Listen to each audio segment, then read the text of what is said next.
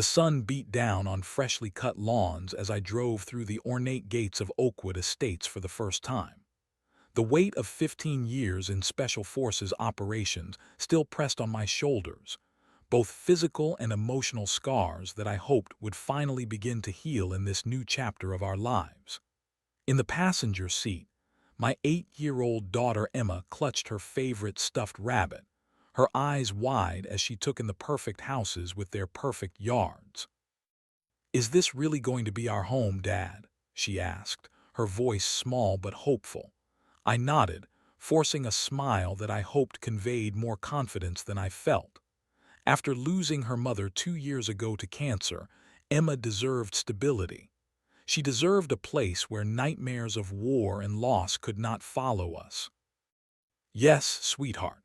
This is our new beginning," I told her, squeezing her hand. The moving truck rumbled behind us as we pulled into the driveway of 1478 Oakwood Drive, a colonial-style home with a white picket fence that looked like it belonged on a postcard. After years of military housing and temporary apartments during my deployments, the permanence of owning a home felt foreign. A woman with a pristine bob haircut and a clipboard approached as we exited the car. She wore a bright yellow blazer with a name tag that read "Welcome Committee." Her smile seemed rehearsed as she extended her hand. "Welcome to Oakwood Estates. I am Patricia from the Neighborhood Association. We are so pleased to have new neighbors," she said, her voice carrying the artificial enthusiasm of someone who had delivered this speech many times before. She handed me a thick envelope. "This contains your welcome packet, community guidelines, and an invitation to our monthly barbecue this weekend. We hope to see you there." Before I could respond, she was already walking away, making checkmarks on her clipboard. Emma looked up at me with confusion. I ruffled her hair and guided her toward our new front door. That evening, as Emma slept upstairs in her new bedroom, I sat at the kitchen island staring at the unopened HOA welcome packet. My military instincts, the ones that had kept me alive in hostile territories, whispered that I should read the fine print carefully. But exhaustion won out, and I set it aside for another day. The community barbecue that weekend was held at the neighborhood pavilion near the community pool. Residents milled about in expensive casual wear, drinking wine from plastic cups and discussing property values. Emma quickly found a group of children playing tag near the playground equipment, and for the first time in months, I heard her genuine laughter. "That must be your daughter," came a voice from behind me. I turned to find myself face to face with a slender woman in her 40s with sharp features and calculating eyes. Her handshake was firm, almost challenging. "I am Deborah Harrington, HOA president. You must be the new homeowner on Oakwood Drive." "James Wilson," I replied, matching her grip strength. "Yes, my daughter Emma and I just moved in 3 days ago." Deborah's eyes swept over me, taking in my military posture and the scars visible on my forearms. "Military?" she asked, though it sounded more like an assessment than a question. "Former, 15 years. Looking forward to civilian life now," I said, keeping my answers brief as I had been trained to do under evaluation. "Well, Oakwood Estates takes great pride in our community standards," she said, her smile not quite reaching her eyes. "I hope you have reviewed the HOA guidelines thoroughly. We find new residents often require adjustment periods." The conversation shifted when I mentioned plans for a small playhouse in the backyard for Emma. Something cold flashed behind Deborah's smile. "Any exterior modifications require board approval, of course. The forms are in your welcome packet. The approval process can take up to 3 months." As the evening progressed, I met other neighbors who seemed pleasant but guarded. Many glanced at Deborah before offering opinions on any community matters, as if seeking permission to speak freely. That night, standing on my new back porch, I noticed cameras positioned throughout the community and neighborhood watch signs that seemed more like warnings than reassurances. My combat-trained eyes counted 4 visible surveillance points with direct sightlines to my property. The prickling sensation at the base of my neck, the one that had saved my life countless times in combat zones, returned despite the peaceful suburban setting. Still, as I checked on sleeping Emma before turning in, I remained hopeful about our fresh start. We had survived worse, much worse. How difficult could suburban life possibly be after what we had already endured? I fell asleep unaware of the battle brewing just beyond my property line. The bright orange violation notice fluttered on my front door like a declaration of war just 3 weeks after we moved in. I stared at the official letterhead, reading the typed message twice to make sure I understood correctly. Violation, unauthorized landscape modification. Section 14.3 of Covenant, immediate removal required. The landscape modification in question was the set of raised garden boxes Emma and I had built over the weekend, a small project meant to grow vegetables in memory of her mother, who had loved gardening. Emma had been so excited to plant the tomato seedlings, carefully patting the soil around each one while telling them to grow strong. I took a deep breath, reminding myself to approach this diplomatically. That evening, I reviewed the HOA handbook for the first time, finding section 14.3 buried on page 87. No visible landscape modifications may be made without written board approval, including but not limited to garden structures, planters, non-approved plant species. The monthly HOA meeting was scheduled for the following evening at the community center. I arrived 10 minutes early, notebook in hand, prepared to request retroactive approval for our small garden project. The meeting room filled with residents who seemed to deliberately avoid making eye contact with me. Deborah sat center stage at a long table, flanked by 4 other board members. She called the meeting to order precisely at 7:00 p.m., moving efficiently through agenda items with parliamentary precision. When the floor opened for resident concerns, I raised my hand and was acknowledged with a cool nod. James Wilson, Oakwood Drive, I began, standing as if giving a military briefing. I received a violation notice regarding garden boxes in my backyard.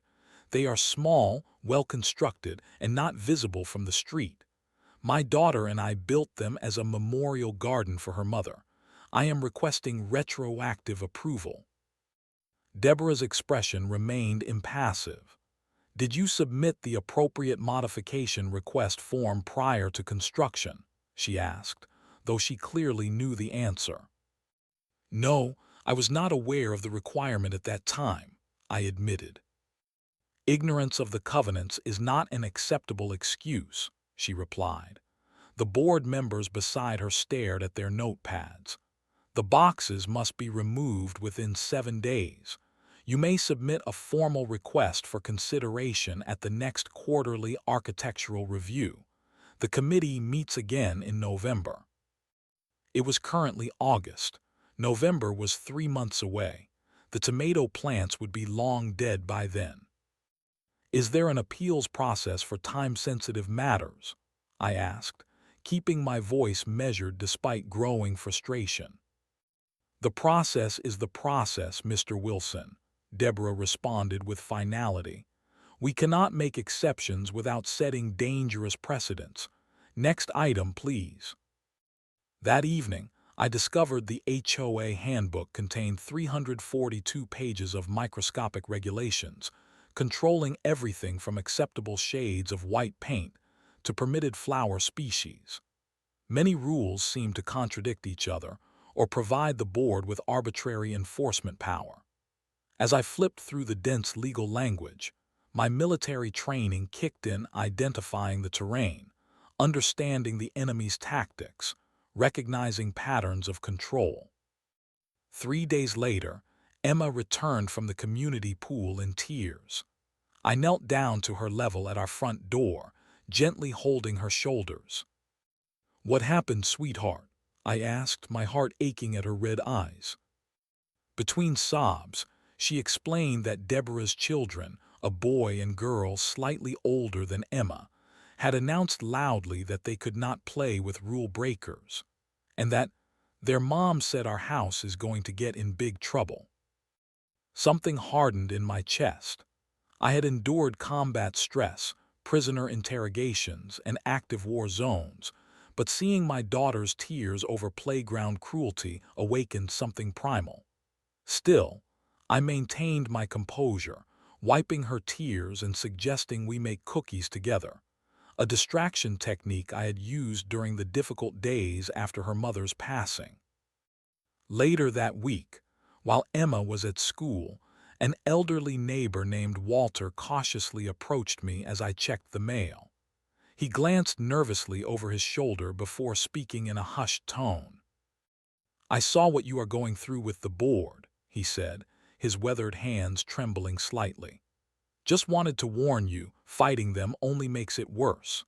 The Jacksons on Pine Street questioned a fine last year, and suddenly their application for a new roof was denied 6 times.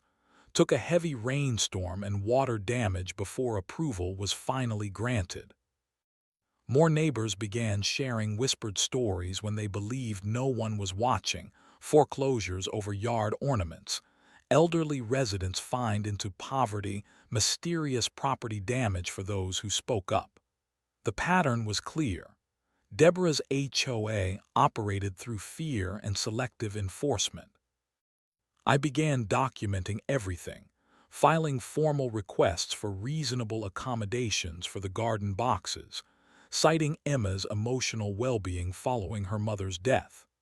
The response came exactly 14 days later, denied on grounds of insufficient medical necessity. Meanwhile, I noticed the increasing presence of Deborah's silver SUV slowly cruising past my home, her phone camera visibly aimed at my property. My security awareness, honed through years of counterintelligence training, cataloged each drive-by: 3 times Monday, twice Tuesday, 4 times Wednesday. On Thursday, I received a second violation notice, this one for excessive walkway dirt, after a rainstorm had washed soil onto my front path. The fine was $150, due immediately. That evening, as Emma and I ate dinner, she looked up from her plate with serious eyes. "Dad, are we in trouble here? Are we going to have to move again?" I reached across the table and took her small hand in mine. "No, sweetheart, we are not going anywhere. This is our home now." The battle lines were being drawn, but I had survived far worse conflicts than suburban warfare. What Deborah Harrington did not yet understand was that she was not dealing with an ordinary homeowner. She was challenging a man trained to prevail against impossible odds. The first anonymous letter appeared in our mailbox exactly 1 month after moving into Oakwood Estates. The envelope contained no return address, and inside was a computer-printed message. "Oakwood Estates maintains its property values through strict adherence to standards. Those who cannot adapt should know their place or find another community." I secured the letter in a plastic sleeve and added it to the growing documentation folder in my home office. 3 days later, a second letter arrived. "Some residents do not understand that protecting our community requires enforcement. Continued resistance will be met with appropriate measures." The implied threat might have intimidated an ordinary homeowner, but after years analyzing terrorist communications, these amateur intimidation tactics read like clumsy attempts at psychological warfare.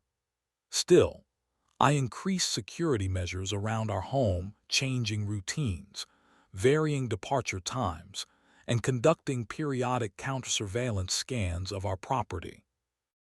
The situation escalated dramatically when Emma's school called during my hospital shift.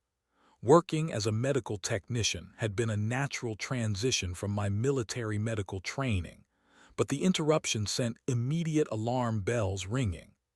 I arrived at the principal's office to find Emma sitting outside, eyes downcast, while voices argued inside. When I entered, Principal Martinez looked uncomfortable, while Deborah Harrington stood with printed photographs spread across the desk. "Mr. Wilson," Deborah began before the principal could speak, "as community board president, I felt obligated to bring this vandalism to the school's attention." The photos showed the community bulletin board with spray-painted obscenities. A separate image showed what appeared to be Emma nearby. My trained eye immediately noticed the digital manipulation, the lighting inconsistencies, the mismatched shadows, the slight pixelation around my daughter's outline. "These images are clearly altered," I stated calmly, though rage built behind my practiced exterior. Years of interrogation resistance training helped me control my breathing. "I would like copies for my records, please." Principal Martinez looked relieved at my controlled response. "There is no security footage of the incident, and without clear evidence, we cannot take any disciplinary action," she said, clearly uncomfortable with Deborah's presence. "This matter is not closed," Deborah insisted as I collected Emma and left the office. In the car, Emma was uncharacteristically quiet. "Am I in trouble, Dad?" she finally asked in a small voice.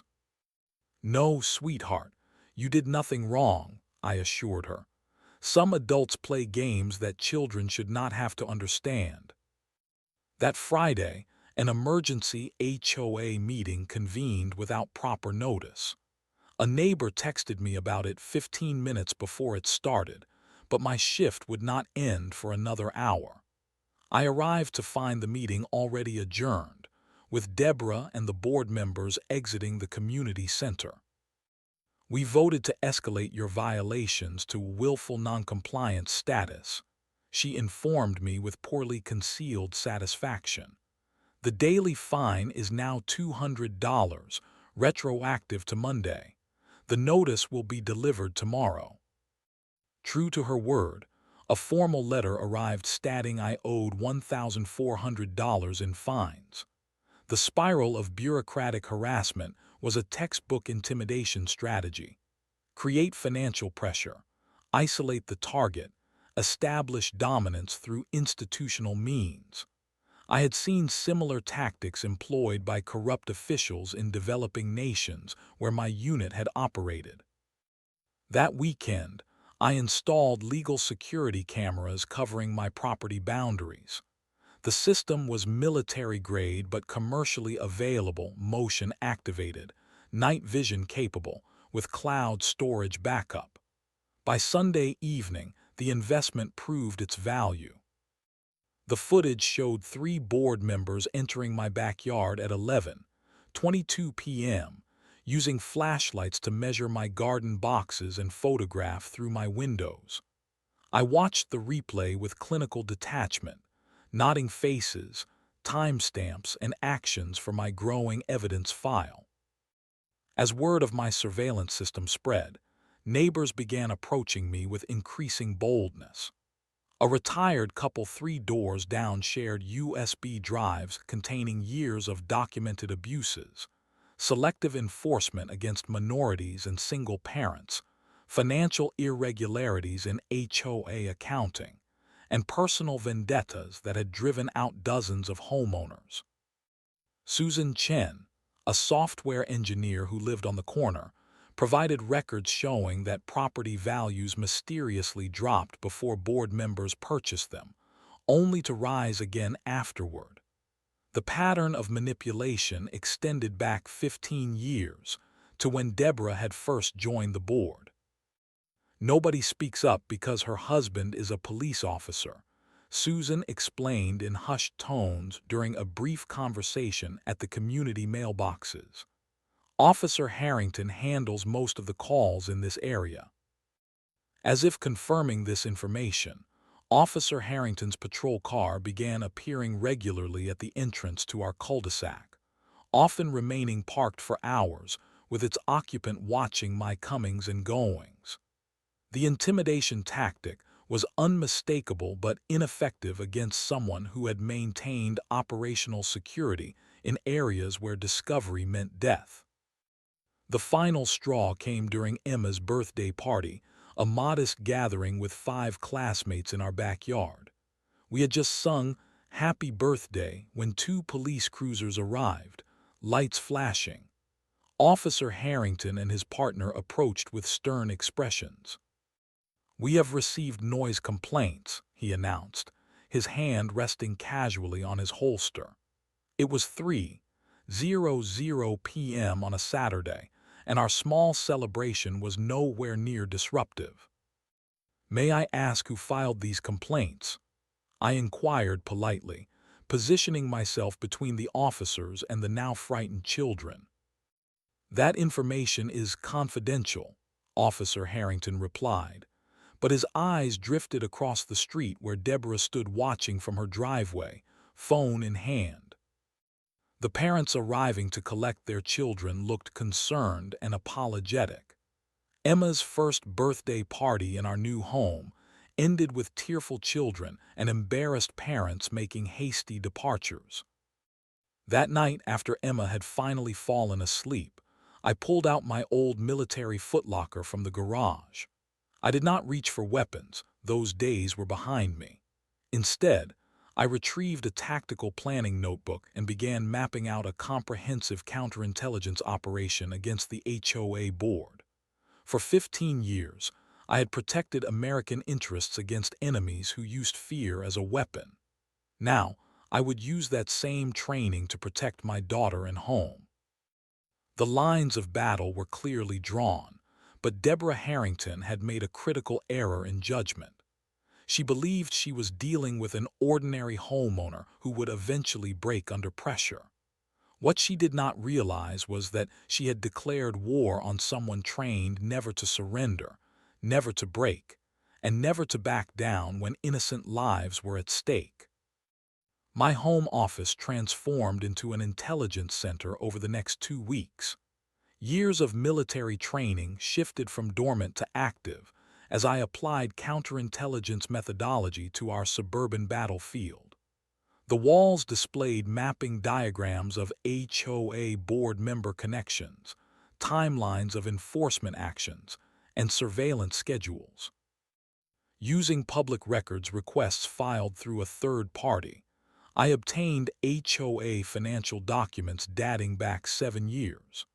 The patterns emerged clearly once I applied the analytical techniques that had once helped me identify terrorist financing networks.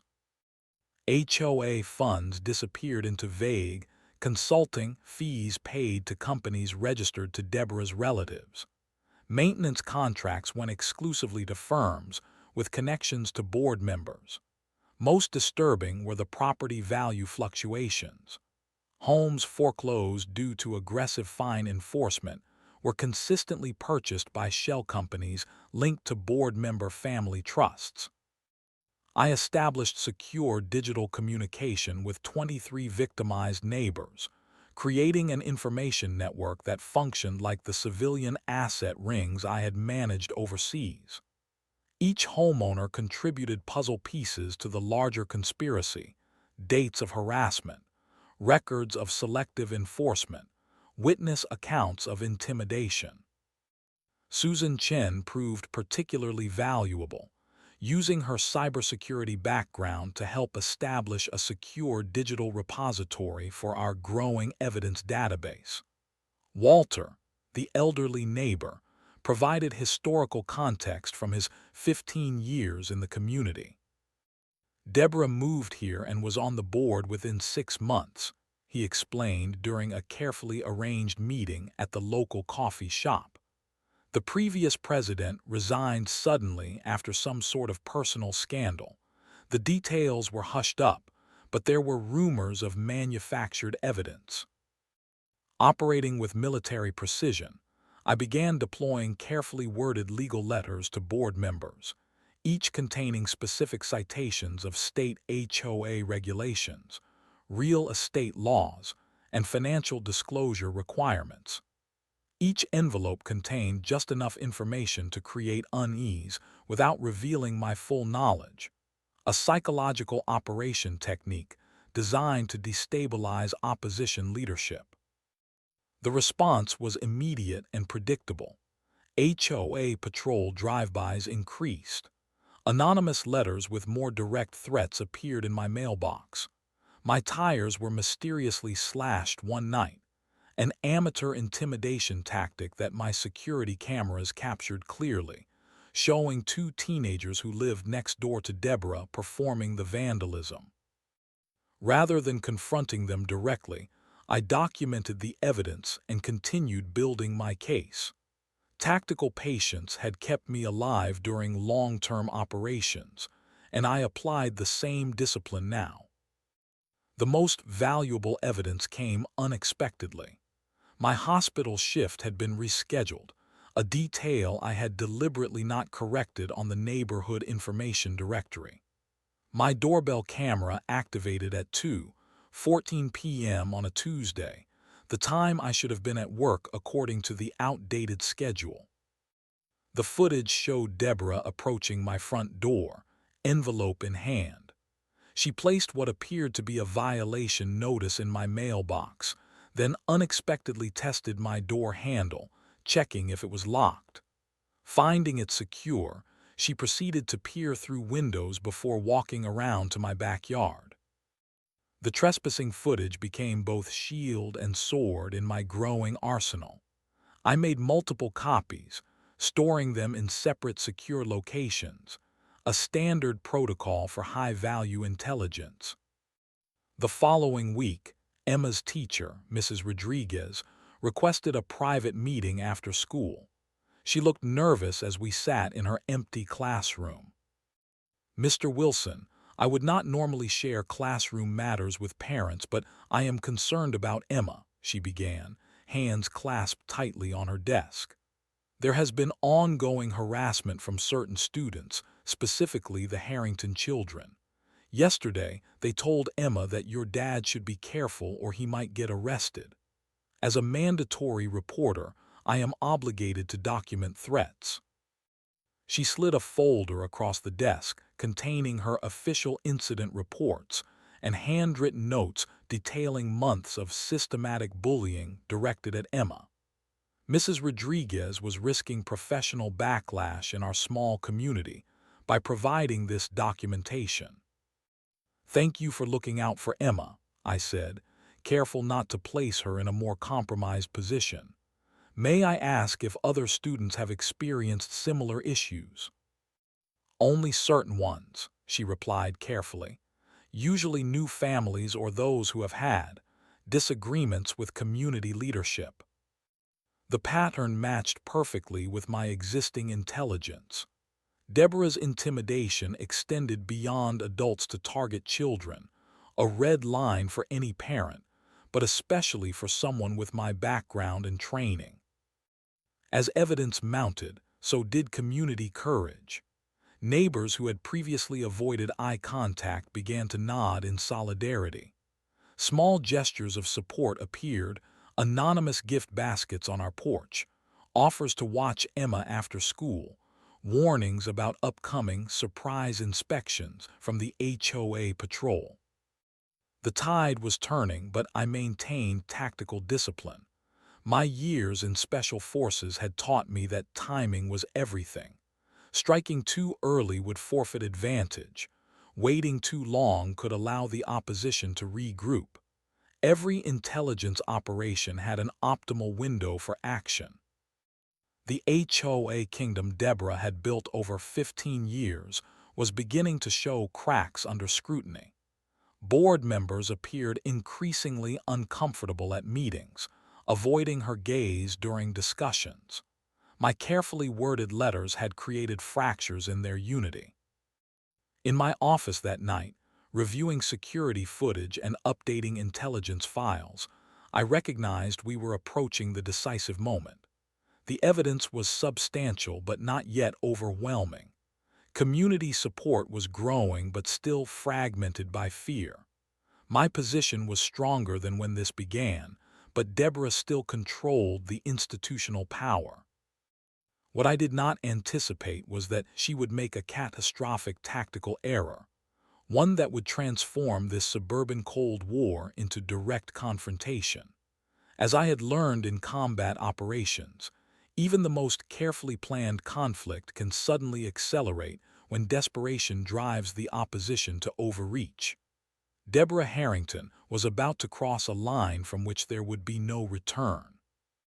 The emergency meeting notice appeared on community bulletin boards with only 2 hours warning, deliberately scheduled during my Tuesday hospital shift.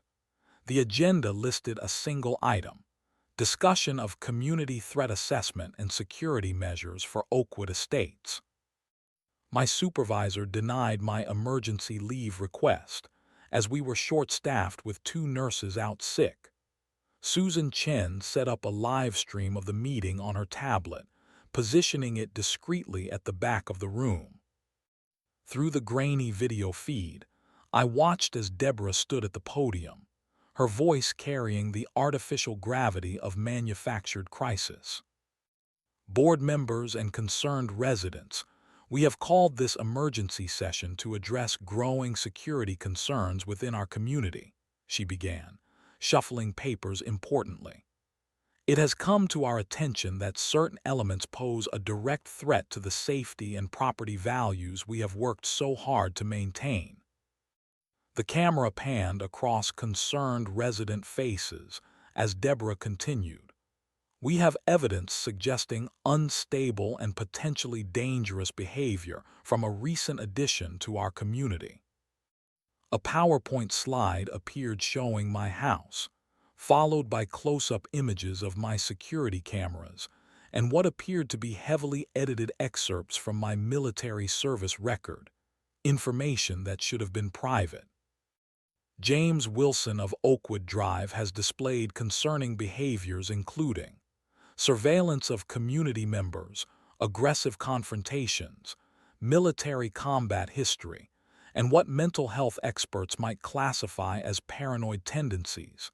Deborah continued, each word carefully chosen to create fear without making actionable legal claims. My relief arrived 30 minutes late, rushing and apologizing about traffic. By the time I changed and reached my car, the emergency meeting had concluded. The live stream showed residents dispersing with worried expressions as Deborah spoke with Officer Harrington in the corner, both glancing frequently at the camera. The drive home took 12 minutes. As I turned onto Oakwood Drive, the absence of Emma waiting at the front window, our daily routine, sent immediate alarm through my system. The front door was unlocked. Inside, a hastily written note was taped to the refrigerator. Emma has been temporarily relocated to the Harrington residence for her safety during a parental wellness check. Please contact Officer Harrington when you return home. Oakwood Estates HOA Security Committee. Military training took over as adrenaline flooded my system. I controlled my breathing, assessed available information, and formulated a response plan. They had taken my daughter without legal authority during my absence. The note carefully avoided words like custody or removal while accomplishing exactly that. I changed from my hospital scrubs into civilian clothes, made 2 quick phone calls to set contingencies in motion, and proceeded directly to the Harrington residence 6 blocks away. Their colonial mansion stood larger than surrounding homes, with security lights illuminating a manicured lawn. As I approached the front walkway, Officer Harrington emerged from the front door in full uniform despite being off-duty, his hand resting casually near his service weapon. Deborah appeared behind him in the doorway. "Where is my daughter?" I asked, my voice controlled despite the rage building inside me. Mr. Wilson, we have concerns about Emma's well-being, Deborah called from behind her husband. The HOA Security Committee enacted emergency protocols after today's threat assessment. You have no legal authority to take my child, I stated clearly, remaining at the edge of their property. I am her legal guardian. What you have done constitutes kidnapping. Officer Harrington stepped forward. Sir, we received reports of concerning behavior and conducted a wellness check as is standard protocol. When no one was home, Mrs. Harrington offered temporary supervision for the minor child. I want to see my daughter now, I repeated, taking one step forward. Sir, I need you to calm down, Officer Harrington said, his hand moving to his taser. Your aggressive behavior is exactly what concerns us. I am standing still and speaking in a normal tone, I pointed out. Please produce my daughter immediately. Movement caught my eye as curious neighbors began emerging from nearby homes, several with phones recording the confrontation. Through the Harringtons' front window, I glimpsed Emma's frightened face pressed against the glass, her mouth forming "Dad" before Deborah pulled her away. Something primal surged through me, not the cold combat calculation I had relied on for years, but the raw protective instinct of a father. I took another step forward. Sir, do not advance, Officer Harrington barked, drawing his department-issued taser without warning. I am here for my daughter, I stated again, keeping my hands visible. She is being held against her will and against all legal authority. The first taser barb struck my chest, the second my abdomen. 50,000 volts surged through my body as my muscles seized uncontrollably. I collapsed onto the manicured lawn, training allowing me to partially control the fall, but unable to prevent muscle spasms. Through involuntary eye movements, I saw neighbors gasping, phones recording. Emma's terrified face appeared at the window again, Deborah's arm restraining her as she screamed words I could not hear over the blood pounding in my ears. Officer Harrington knelt beside me, wrenching my arms behind my back as handcuffs clicked into place. James Wilson, you are being detained for disorderly conduct and threatening behavior, he announced loudly for the gathering audience. From my position face down on the grass, I heard Deborah addressing the neighbors. This is exactly the unstable behavior we discussed at the meeting. The HOA Security Committee has handled a dangerous situation. Please return to your homes. What they did not realize as they led me to the waiting patrol car was that every second of this confrontation was being recorded from multiple angles. They did not know that the neighbors they had terrorized for years were finally witnessing their tactics employed against someone who would not break. Most critically, they had no idea that by taking my daughter, they had crossed the one line I had established during countless high-risk operations. Civilian children were absolutely off-limits. As the patrol car door closed, I caught sight of Susan Chen speaking urgently into her phone, while another neighbor I recognized as a local attorney took statements from witnesses. The system that Deborah thought she controlled was about to collapse around her. The man they had just tasered on his knees was trained to endure interrogation in 13 countries. I had survived extraction under enemy fire with compound fractures in both legs. This suburban power play was about to meet a response they could never have anticipated. The holding cell door opened unexpectedly after 3 hours of detention. I had spent the time in meditation techniques developed during captivity resistance training, controlling my breathing and planning strategic responses. The face that appeared was not the station duty officer, but Colonel James Hargrove, my former commanding officer, now retired but still maintaining his military bearing. Wilson, he said simply, nodding at me. Interesting situation you have here." Behind him stood Police Chief Martinez and a woman in a tailored suit I recognized as the county prosecutor. The station atmosphere had shifted dramatically. Officers who had been casually dismissive hours earlier now stood at attention. "Your daughter is waiting in the chief's office," Colonel Hargrove continued. "Seems there was some confusion about proper protocol today." Within 30 minutes, I was released without charges and reunited with Emma, who threw herself into my arms with tears streaming down her face. Chief Martinez apologized profusely, explaining that Officer Harrington had been placed on administrative leave pending investigation. He claimed he was responding to a disturbance call, the chief explained uncomfortably.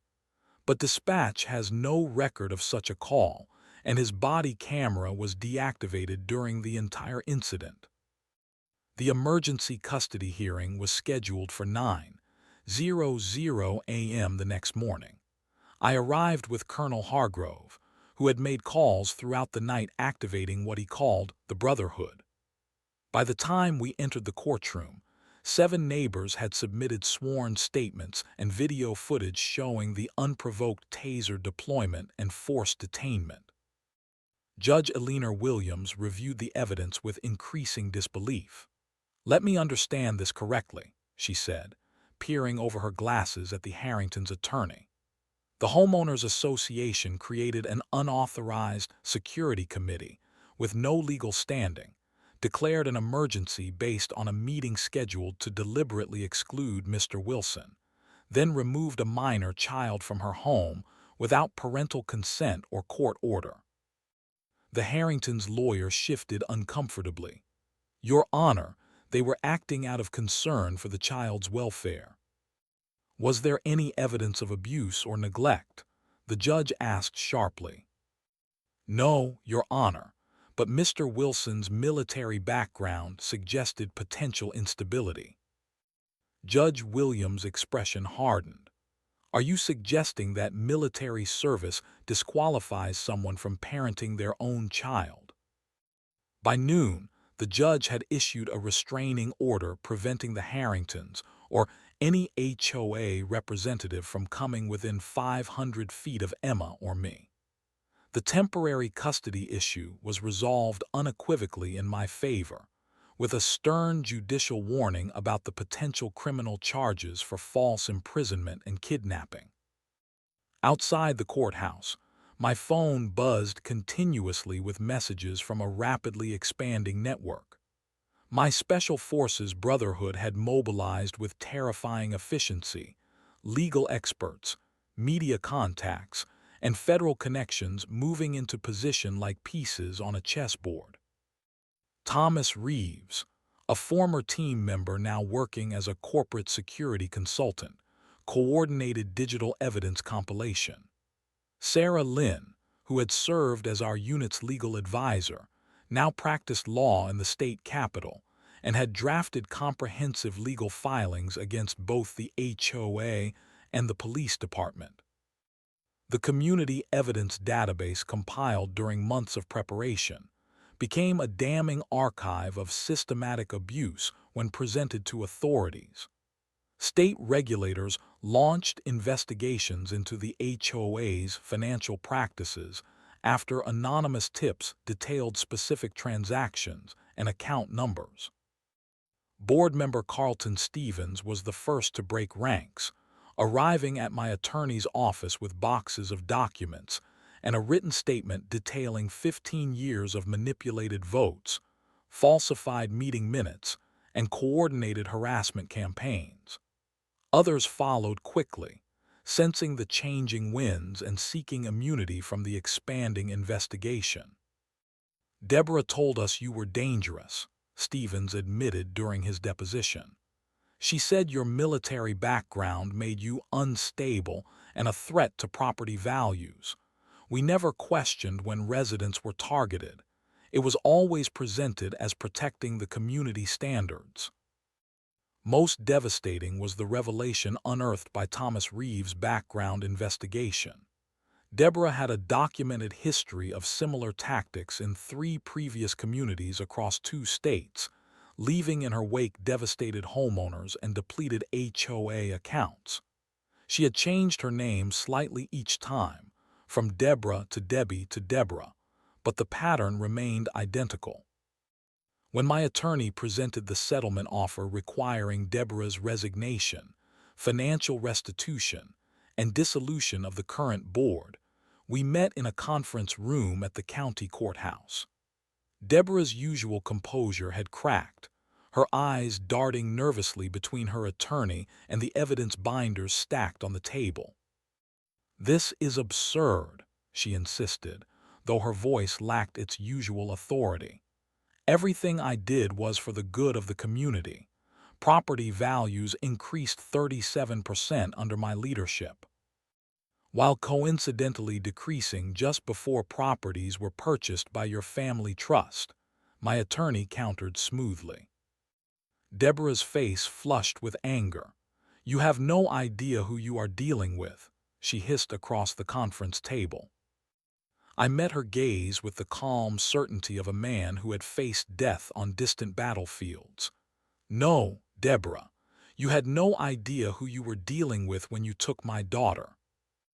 The settlement was signed by day's end. The criminal investigations would continue regardless. Some bells could not be unrung. As we left the courthouse, reporters gathered on the steps for what would become the first of many stories about HOA corruption and abuse of power.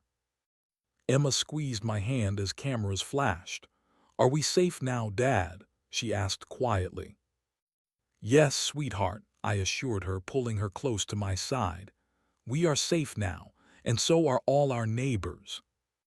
The community center overflowed with residents 3 weeks later as people gathered for the first truly open HOA meeting in 15 years.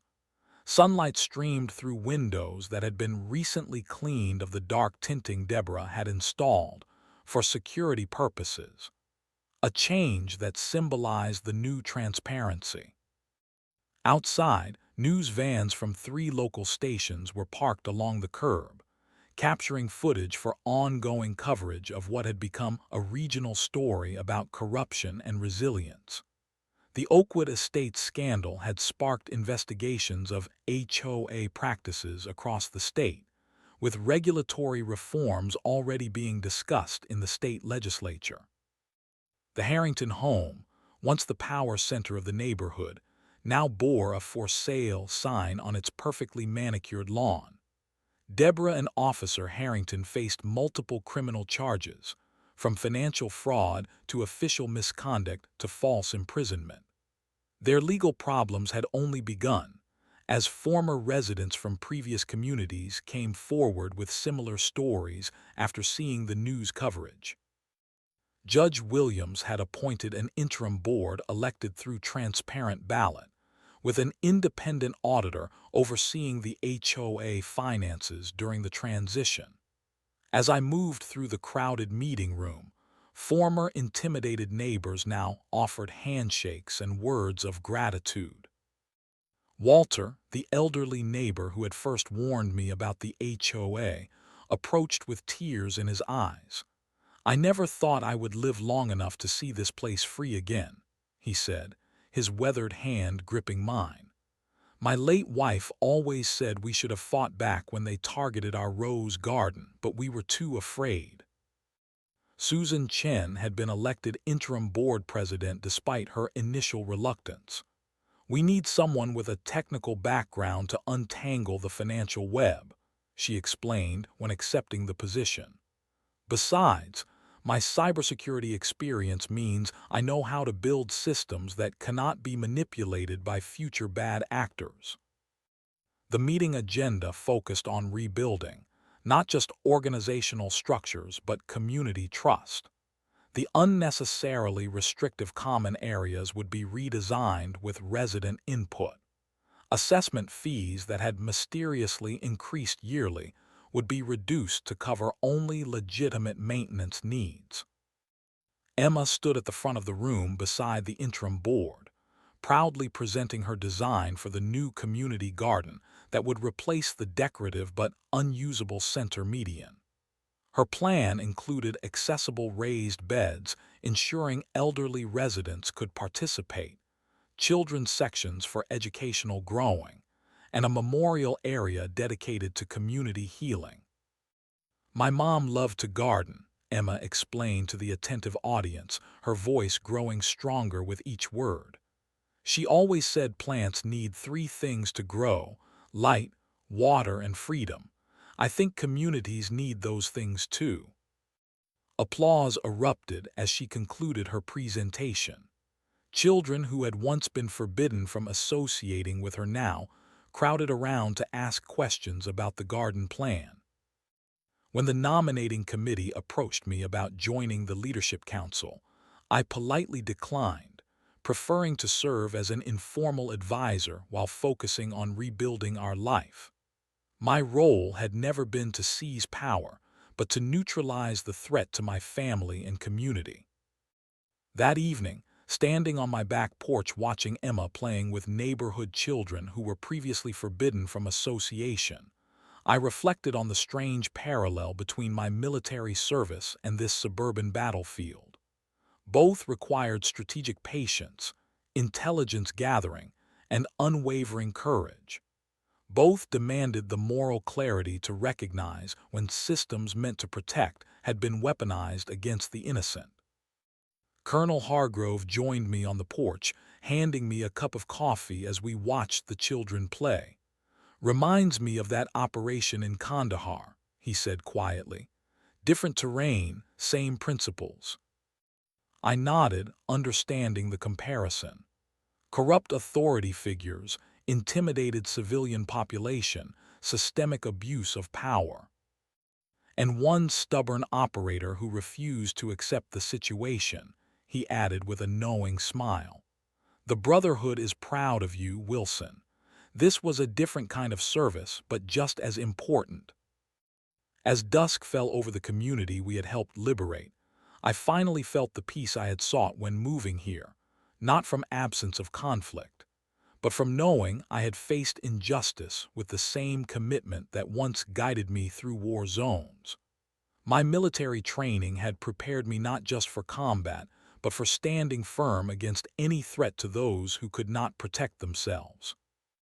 Emma ran up to the porch, breathless with excitement about plans for the garden groundbreaking ceremony scheduled for the weekend.